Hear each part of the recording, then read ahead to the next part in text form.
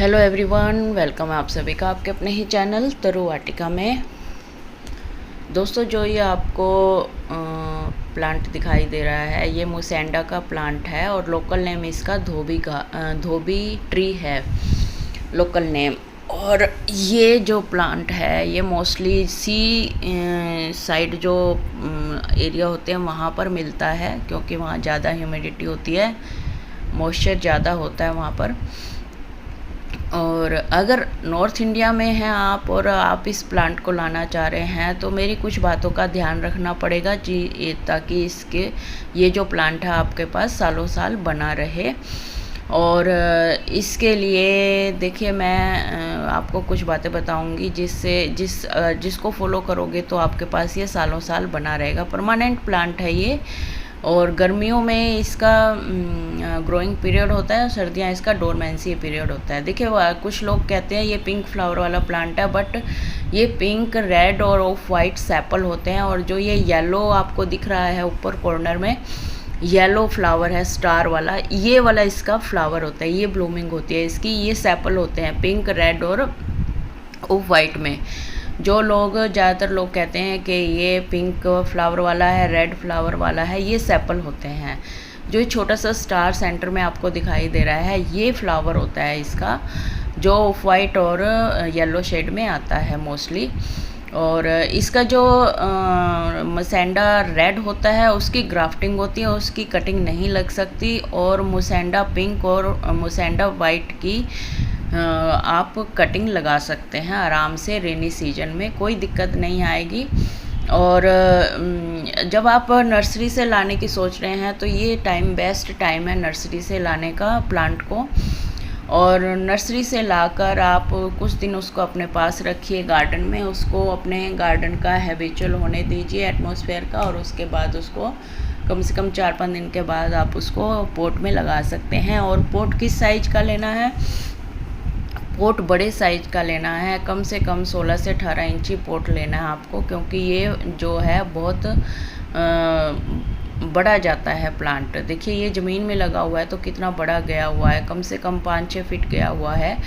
और जब आपका प्लांट ज़्यादा बड़े पोट में होगा तभी वो ज़्यादा ग्रोथ करेगा। और इसके लिए सोयल कैसी लेनी है आपको? वेल ड्रेन इसको सोयल लेनी है, एसिडिक सोयल इसको पसंद है। और इसमें आप vermicompost, bone meal, mustard cake का लिक्विड फर्टिलाइज़र, ये सब आप इसमें ऐड कर सकते हैं।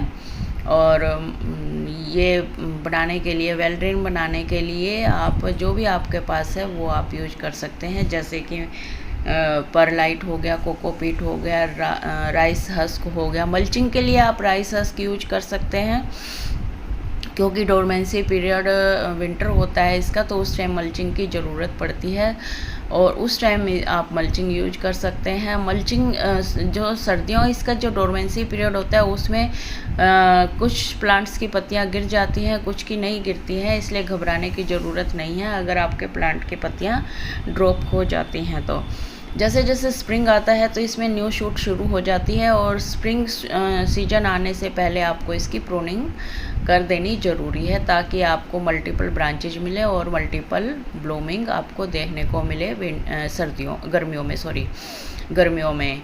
पानी का बहुत ध्यान रखना है, बहुत ज़्यादा ओवर वाटरिंग इसमें नहीं करनी है, क्योंकि फिर इसके रूट रॉट की प्रॉब्लम शुरू हो सकती है। और पेस्ट का अटैक मोस्टली इसमें नहीं देखा गया है, फिर भी अगर आप टाइम टू टाइम 1-2 महीने में नीम ऑयल का स्प्रे कर देते हैं तो आपका प्लांट हेल्दी होगा। पिंचिंग करते रहिए, इसकी मैक्सिमम ब्लूमिंग लेने के लिए पिंचिंग करते रहिए, और झाड़ीनुमा प्लांट बनाने के लिए भी, वरना ये सीधा सीधा जाएगा तो उसकी शेप अच्छी नहीं लगेगी। देखिए, ये जैसे ये झाड़ीनुमा है तो इसमें मैक्सिमम ब्लूमिंग आपको देखने को मिल सकती है। और इसके बारे में क्या बात करें? हाँ, रेनी सीजन में आप इसकी कटिंग ग्रो कर सकते हैं, रेड और ऑफ वाइट वाले की। रेड की ग्राफ्टिंग होती है, पिंक और ऑफ वाइट वाले की, इसको मल्टीपल करने के लिए। और लोकेशन इसको आप लाकर इसको रखेंगे कहाँ पर, जब आप नर्सरी से लेके आएंगे तो इसको आप पार्शियल सनलाइट से फुल सनलाइट में रख सकते हैं, क्योंकि वाटरिंग का, सॉइल का और सनलाइट का अहम रोल होता है ब्लूमिंग लेने के लिए, किसी भी प्लांट को ज़िंदा रखने के लिए और उसमें अच्छी ब्लूमिंग लेने के लिए। अगर आप उसको लोकेशन अच्छी नहीं देंगे तो उसकी जो ब्लूमिंग है उस पर फ़र्क पड़ेगा, अच्छे से उसमें ब्लूमिंग नहीं होगी। इसलिए ये ध्यान रखना बहुत ज़रूरी है। इसका पीएच लेवल बिलो 7 होना चाहिए और पीएच लेवल मेंटेन रखने के लिए आप इसमें अगर ऑर्गेनिक जाते हैं तो सिरका डाल सकते हैं या फिर संतरे के छिलके डाल सकते हैं अगर आप ऑर्गेनिक यूज करते हैं तो। और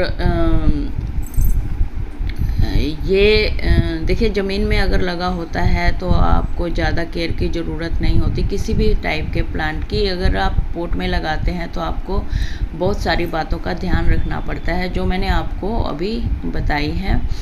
और डोरमेंसी पीरियड में अगर चला जाता है प्लांट सर्दियों में तो घबराने की ज़रूरत नहीं है। जो न्यू गार्डनर है वो घबरा जाते हैं, क्योंकि उस टाइम पत्ते भी इसके ड्रॉप हो जाते हैं और ब्लूमिंग भी नहीं आती है। तो इसलिए ध्यान रखना बहुत ज़रूरी है कि ये विंटर में डोरमेंसी पीरियड में चला जाता है। इसलिए जब स्प्रिंग आएगा तो अपने आप ही इसमें फुटाव शुरू हो जाएगा। बस स्प्रिंग आने से पहले कुछ बातों का ध्यान रखना है। जनवरी में इसकी प्रूनिंग करनी है, पिंचिंग करनी है। हार्ड प्रूनिंग कर सकते हैं आप जनवरी फरवरी में, और पिंचिंग आप कभी भी कर सकते हैं, ताकि इसमें मल्टीपल स्टेम ग्रोथ हो और मल्टीपल ब्लूमिंग आपको देखने को मिले। तो मेरे ख्याल में मैंने सारे इम्पोर्टेंट फैक्ट्स आपको बता दिए होंगे। जो न्यू है चैनल पर उनसे रिक्वेस्ट है कि चैनल को सब्सक्राइब करना ना भूलें विद बेल आइकन, ताकि आपको आने वाली वीडियो का नोटिफिकेशन आपको सबसे पहले मिल जाए। इसी के साथ ही वीडियो का एंड करते हैं। नए टॉपिक के साथ फिर से मिलते हैं। Bye bye, take care.